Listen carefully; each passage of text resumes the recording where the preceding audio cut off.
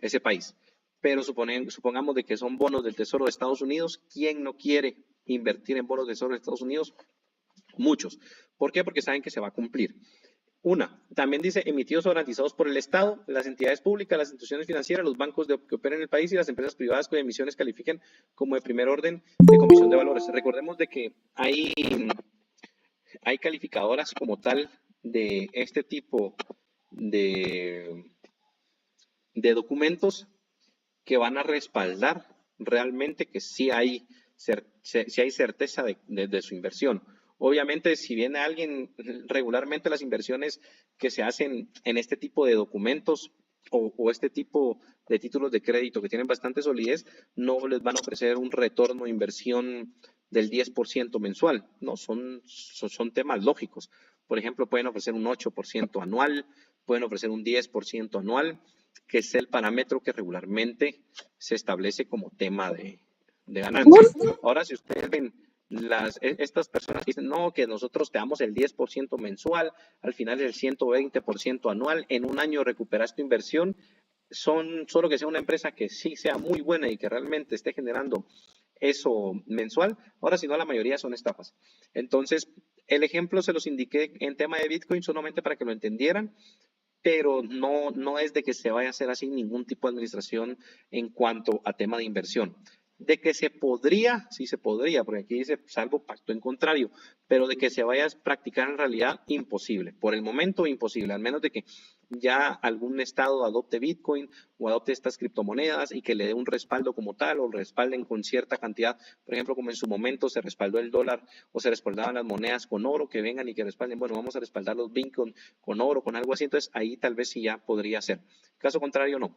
Pero solamente era para que ustedes lograran comprender. Administración es para que la entidad bancaria administre y cumpla con un objetivo. ¿Cuál va a ser este objetivo? El administrador va a cumplir con el objetivo de entregarle X cantidad de dinero, pagar el colegio, pagar alimentos, pagar transporte. Administración de garantía va a ser algo similar a un préstamo por hipoteca. ¿Por qué? Porque al final los bienes se transfieren íntegramente al banco como tal y este puede ejercer cualquier tipo de administración sin necesidad de entrar a tanta litis como tal. Ellos pueden obtener y recuperar su dinero. Y fideicomiso de inversión es donde nosotros vamos a poner dinero para que se invierta en ciertas, pueden ser en ciertos títulos de valor, pueden ser en otras cosas, siempre y cuando sea pacto en contrario, pero lo ideal es que sean bonos o títulos de crédito de reconocida solidez, que sean de Estado, pueden ser bonos del Tesoro, pueden ser ese tipo de bonos. ¿Qué voy a obtener yo? Obviamente el rendimiento que el banco está invirtiendo ahí. ¿Hay un riesgo? Sí. En este tema de inversiones hay riesgo, aunque esté acreditado por, creo que FinTech es uno de los principales que verifica ese tema, aunque tenga esa acreditación, de igual forma hay riesgo. Siempre cuando hay algún tema de inversión hay riesgo. Entonces, obviamente aquí se va a manejar diferente a un tema de administración. ¿Por qué? Porque en la administración el banco no puede venir y, bueno, vendamos este bien y compremos este y poner en riesgo los bienes del fideicomitente como tal. ¿Estamos? ¿Estamos con eso? ¿Alguna otra duda? Si alguien tiene dudas, seguimos. Excelente, que surjan dudas. De mi parte estamos, Lick, gracias. Excelente. ¿Alguien más? Fideicomiso de inversión, nulidad. Recordemos de que los fideicomisos no pueden constituirse de forma secreta, sino que deben, o sea, no podemos venir y, bueno, vamos a constituir un fideicomiso, decirle al banco, bueno, hagámoslo todo de manera secreta, que nadie se entere, porque son nulos. ¿Cómo se extingue el fideicomiso? Artículo 787. Ahí hay formas de extinción del fideicomiso. ¿Cómo se puede remover al fiduciario? 786. Ahí están las causas por las cuales el fiduciario puede ser removido. ¿Quién es el fiduciario como tal? Entre los elementos personales, habíamos establecido quién debe ser siempre un fiduciario. El banco. El banco. Entonces, ¿cómo se puede remover al banco? Patrimonio fideicometido, el 777 establece que el patrimonio fideicometido solo responderá por las obligaciones a las que se refiere al fin del fideicomiso, de los derechos que hayan sido reservados por el fideicomitente, hay otras cosas ahí. 778, derechos del fideicomisario, ahí están los derechos que va a tener la persona que va a recibir el beneficio como tal. Después está ausencia de fideicomisario. ¿Qué sucede si no existe un fideicomisario? Por ejemplo, se dejó en tema de testamento a una persona en específico y al final el fideicomisario muere, el fideicomitente y muere el fideicomitente y muere el fideicomisario. ¿Qué sucede en ese caso? Entonces ahí lo establece en este artículo en el 779. El 780, uso de fiduciarios. 781, fiduciarios deben identificarse. 782, o sea que no son embargables los bienes que estén sujetos a un fideicomiso. Derechos del fiduciario, 783, inversiones, 784, obligaciones del fideicomisario, y ahí vamos. ¿Alguna otra duda que tengan con esos artículos? ¿Quedó claro lo del tema del fideicomiso? Vamos a ver qué otra cosa puede ser. No, creo que con eso estaríamos. ¿Alguna otra duda en cuanto a fideicomiso? ¿No? ¿Sí? ¿Continuamos? Agotado el tema, Lick, gracias. Bueno, vamos a ver contrato de transporte. Bueno, solo veamos rapidito los elementos personales, los elementos reales y los elementos formales del fideicomiso. Recordemos de que los elementos personales van a ser las personas que van a estar, o se van a obligar o van a comparecer en el contrato de fideicomiso. Primero está el fideicomitente, que ya lo dijimos, el fiduciario y el fideicomisario. Entre los elementos reales, ¿cuáles son los elementos reales del fideicomiso?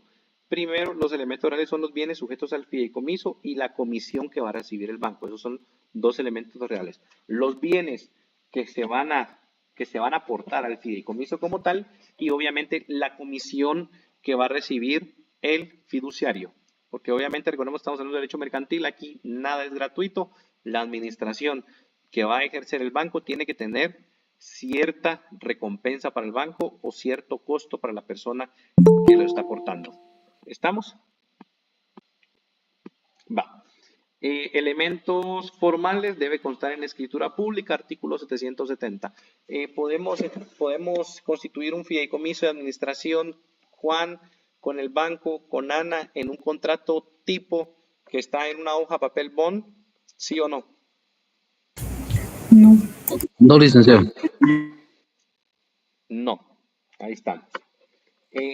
Recordemos de que puede ser, había una teoría de que el fideicomiso puede ser por acto unilateral, por tema de testamento, pero que obviamente recordemos que también aunque haya testamento, también figura como hay una tercera persona, por ejemplo el banco, entonces no es unilateral porque también ellos deben de aceptar, entonces al final si hay bilateralidad, eso no vamos a entrar a ver el tema en el banco, pero solo es para que ustedes también lo tengan ahí a la mano. Y recordemos que para complementar, pero esto no va a ser sujeto a evaluación, podemos ver el decreto 3496, ley de mercado de valores y mercancías, por si quisiéramos interesarnos un poco más en cuanto a los fideicomisos de inversión. ¿Estamos?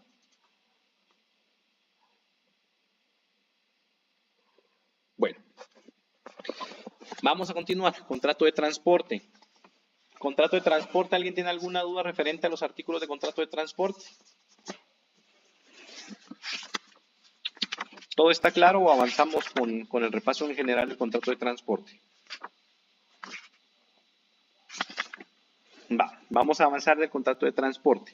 Primero, el artículo 794 nos establece que es un contrato de transporte. Dice contrato de transporte, el porteador se obliga por cierto precio a conducir de un lugar a otro pasajeros o mercancías ajenas que deben ser encargadas al destinatario. Vamos a establecer dos tipos de contrato de transportes. Aquí nos establece en nuestro fundamento legal para que van a establecer dos tipos de contrato de transporte.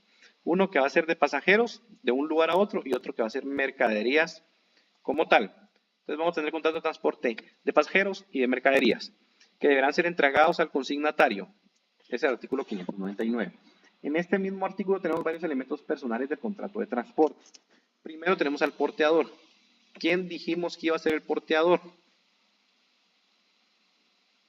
El transportista. El transporte. Ajá, miren, podemos hacer analogía que es el transportista como tal, aunque si entramos en sentido literal, que el transportista va a ser la persona encargada que va a manejar y que va a transportar como tal.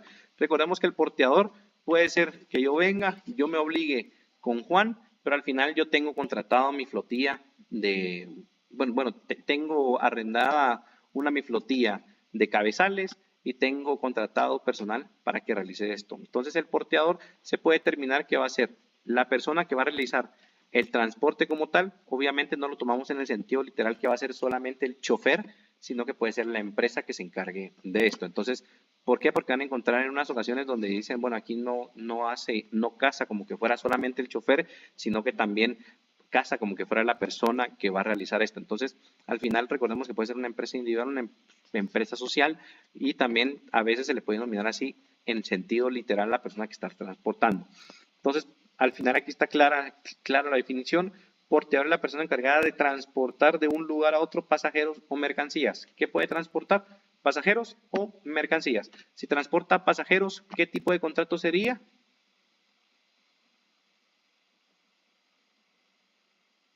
Contrato de personas.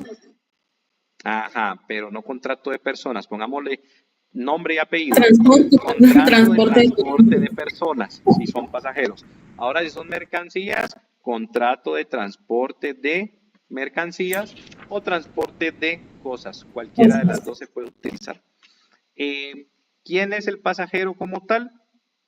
Aquí hay un elemento personal que se adiciona. Este solamente lo vamos a encontrar en el contrato de transporte de personas. En el contrato de transporte de mercancías no vamos a encontrar pasajero. ¿Por qué? Porque aquí no se va a transportar a la persona. Aquí se van a transportar cosas. Entonces, si yo vengo y les indico, indíqueme del contrato de transporte de personas cuáles son los elementos personales, ¿ustedes qué elementos personales me indicarían ahí? Porteador y pasajero. Ahí estamos. Porteador, pasajero, cargador no, consignatario o destinatario tampoco. Entonces aquí tenemos dos elementos personales. El porteador que va a ser el que se va a encargar de transportar el pasajero y el pasajero que va a ser el sujeto o el objeto del transporte como tal. Entonces aquí podríamos imaginarnos un transporte de personas de Monja Blanca, por así decirlo, la empresa de buses que sale de zona 1 de Guatemala para Cobán. Entonces el pasajero, ¿cuál es el objeto de este contrato? Que el pasajero aborde el bus en zona 1 y que sea trasladado de la capital para Cobán. ¿Quiénes van a ser los elementos personales ahí? Va a ser el porteador como tal, que va a ser el encargado de trasladarlo de zona 1 para Cobán, y el pasajero que va a ser el sujeto que va a ser transportado de zona 1 a Cobán. Suena bastante lógico que repita esto y suena hasta como que estuviera repitiéndolo, pero tiene para que lo logren comprender de una mejor forma y que logren entender el sentido de por qué son dos elementos personales. ¿Estamos? ¿Sí? ¿Termina? Fíjese, licenciado, que acá es donde a mí se me confunde porque pues está el porteador y está el pasajero, pero también, como usted decía, está la persona que maneja. Entonces serían acá 3 personas ya. No, mire, pues para efectos prácticos, vamos entre los elementos personales, vamos a tomar dos: porteador y pasajero. ¿Quién es el porteador? El porteador va a ser la persona que se va a encargar de transportarlo. Podemos tomar, el que maneja puede ser porteador, pero también la empresa que está realizando eso puede ser porteador. Podríamos determinar dos cosas. Primero, que el porteador es el género y el chofer es la especie. Entonces, el chofer va a ser especie del género. O sea, el chofer siempre puede ser porteador, pero no todos los choferes